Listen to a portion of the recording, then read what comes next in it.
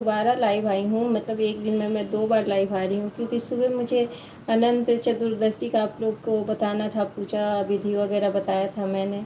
और अब मैं आपसे जो बात करने वाली हूँ वो चंद्र ग्रहण से रिलेटेड है। तो देखिए, कल 7 सितंबर 2025, कल है साल का दूसरा चंद्र ग्रहण। तो देखिए, चंद्र ग्रहण में आप क्या करें क्या ना करें।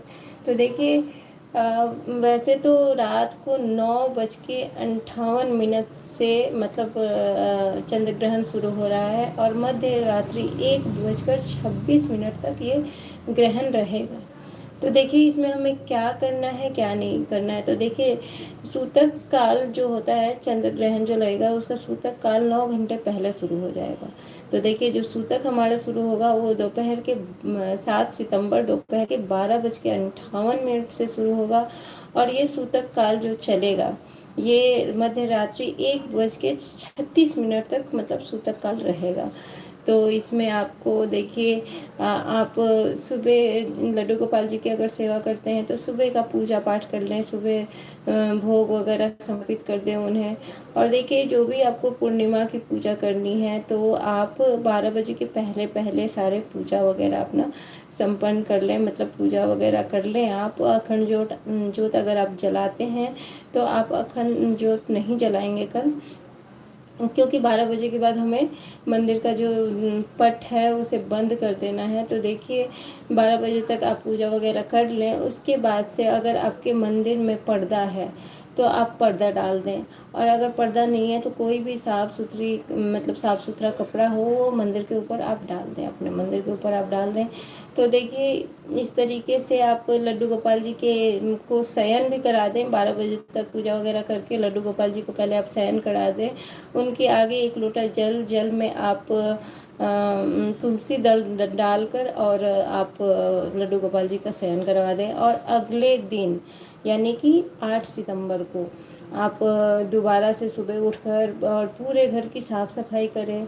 और अगर आप मतलब पोछा लगा रहे हैं तो उसमें सेंधा पोछा तो आप लगाएंगे ही लगाएंगे, तो उसमें आप सेंधा नमक डाल दें, या फिर इतने मोटे मोटे पिंक कलर के नमक आते हैं वो भी सेंधा नमक ही होता है, तो उसे आप डाल दें। उससे आप अच्छे से मतलब पूरे घर के कोने कोने की साफ़ सफाई करें, मंदिर वगैरह की साफ़ सफाई करें, पूरे घर में आप गंगाजल का छिड़काव करें। उसके बाद से ही आप पूजा कर सकते हैं ग्रहण के बाद, क्योंकि ग्रहण काल के बाद शुद्धिकरण करना बहुत ज़रूरी होता है। पूरे घर की आप साफ़ सफाई करेंगे और खुद स्नान आदि करने के बाद आप दोबारा से आप पूजा पाठ शुरू करेंगे, भोग वगैरह बनाएंगे, मतलब लड्डू गोपाल जी के लिए। तो आप देखिए, सूतक काल बच्चों के लिए, गर्भवती महिलाओं के लिए, बुजुर्गों के लिए ये सिर्फ 3 घंटे का होता है।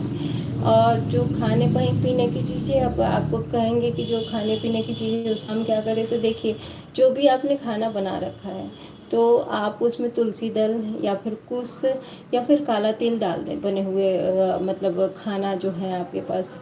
और पानी जो भी आपके पास पानी है उसमें आप तुलसी दल जरूर डाल दें, तुलसी दल डाला हुआ पानी पिए। संध्या को आप कोशिश करें कि सूर्य अस्त के पहले आप भोजन कर लें, और क्योंकि सूर्य अस्त के बाद भोजन नहीं करना है आपको, तो सूर्य अस्त के पहले आप भोजन कर लें। और उसके बाद से आप मतलब 12 बजे के बाद दिन में आपको पूजा पाठ का कोई सामान नहीं छूना है, मंदिर को टच नहीं करना है, भगवान को टच नहीं करना है। सिर्फ आप नाम जाप, जितना भी नाम जाप कर सकते हैं, या तो अपने काउंटर से कर लें या फिंगर्स के से कर लें, उंगलियों पे काउंट कर लें आप। तो इस तरीके से आप नाम जाप कर सकते हैं। तो सिर्फ आप नाम जाप करें, जितना हो सके आप नाम जाप करें प्रभु का। और आप संध्या मतलब शाम के टाइम में कोई भी भोग प्रसाद धूप दीप आप कुछ भी नहीं मतलब आपको जलाना है, सिर्फ आप नाम जाप, जितना हो सके नाम जाप करें। तो इस तरीके से ग्रहण के कुछ नियमों का आपको पालन करना चाहिए। वैसे तो नियम ये है कि हमें सूतक काल में भी भोजन नहीं पकाना चाहिए और नहीं खाना चाहिए, लेकिन इतना लंबा सूतक काल 9 घंटा तो शायद हम मतलब पकाने को तो हम पहले पका के रख सकते हैं, लेकिन शायद इतना लंबा हम मतलब वैसे अगर हम व्रत के रूप में तो रह लेते हैं, लेकिन वैसे सोचेंगे कि शायद हमसे नहीं रहा जाएगा तो आप खा सकते हैं।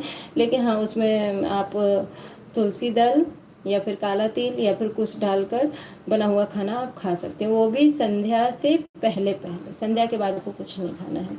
तो इस तरीके से आप मतलब नियम का पालन करें। आप चंद्र ग्रहण है तो आप विशेष ध्यान रखें इस चीज़ का। गर्भवती महिलाएं किसी चीज़ को काटे नहीं, कोई गांठ नहीं बांधे और झाड़ू नहीं लगाएं।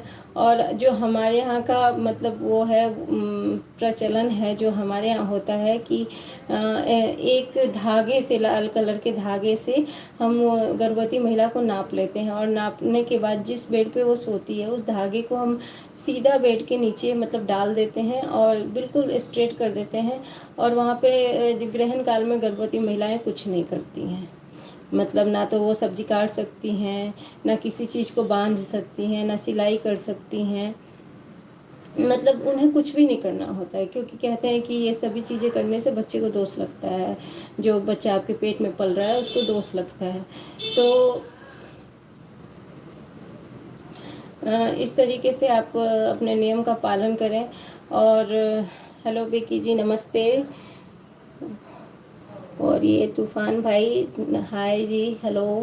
तो देखिए बहुत बहुत स्वागत है आपका। मैं सेकंड टाइम ही शायद लाइव कर रही हूँ, तो अभी मैं नई हूँ यूट्यूब पे, तो प्लीज़ आप मेरा सपोर्ट करें।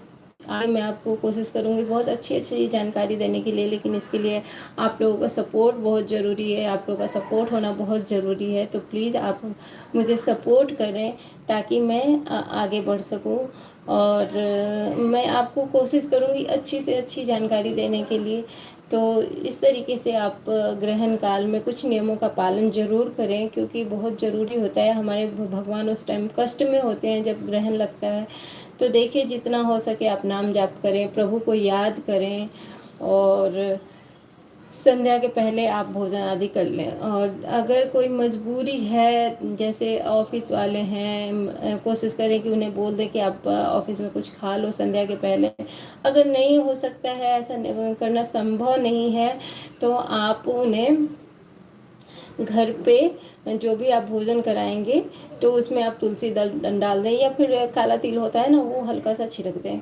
तो इस तरीके से आप वो भोजन करवा सकते हैं। जितने पके हुए भोजन है सभी पे आप तुलसी दल डाल दें, या फिर कुश डाल दें, काला तिल डाल दें। पानी की बोतल अगर आपने फ्रिज में रखी है तो सारे मतलब बोतलों में आपके पास तुलसी पत्ता है तो सारे सभी में तुलसी पत्ता डाल दें। तो इस तरीके से आपको नियम का पालन करना है। आई होप आपको वीडियो पसंद आएगी, और वीडियो पसंद आए तो प्लीज़ मेरे चैनल को सब्सक्राइब करें और मुझे सपोर्ट करें, ताकि आपके सपोर्ट से ही मैं आगे जा सकती हूँ। तो ज़्यादातर तो मैं पूजा पाठ की वीडियो बनाती हूँ, तो अगर आपका सपोर्ट मिला तो आगे अच्छी से अच्छी जानकारी देने की कोशिश करूँगी। राधे राधे, जय श्री श्याम।